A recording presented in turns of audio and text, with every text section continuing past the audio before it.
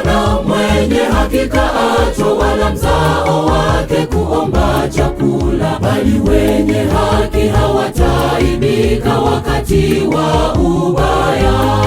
Na hata sasa shina na tanzu ya Yese awajali hao, watauwa wake atawahifadhi na kuwalinda milele.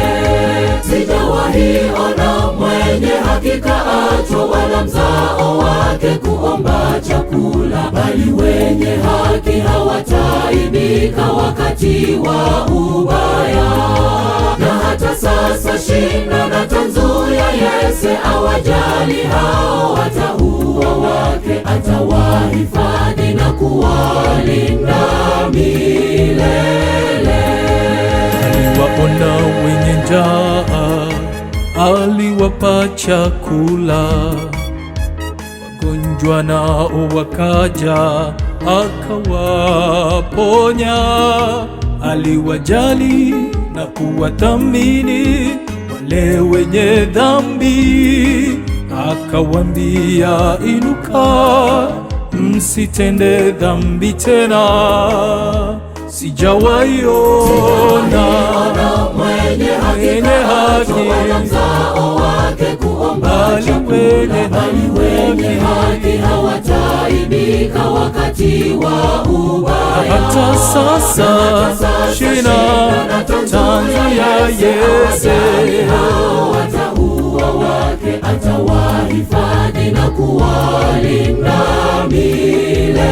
Sijawahi ona mwenye haki wala mzao wake kuomba chakula, bali wenye haki hawataaibika wakati wa ubaya. Hata sasa shina tanzu ya Yese watauwa wake atawahifadhi na kuwalinda milele.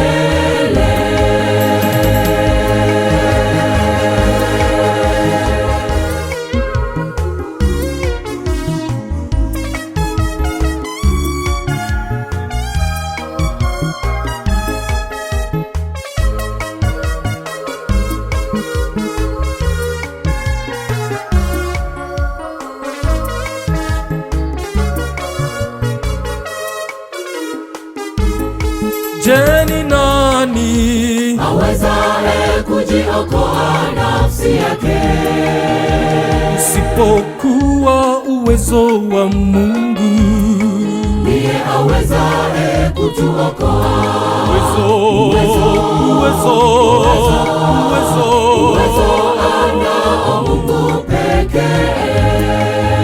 Sijawahi ona mwenye haki kaachwa, wala mzao wake kuomba bali wenye haki hawataaibika wakati wa ubaya. hata sasa shina tanzu ya Yese awajali hao, watauwa wake atawahifadhi na kuwalinda milele. Sijawahi ona mwenye haki kaachwa, wala mzao wake kuomba bali wenye haki hawataaibika wakati wa ubaya. hata sasa shina tanzu ya Yese awajali hao, watauwa wake atawahifadhi na kuwalinda milele.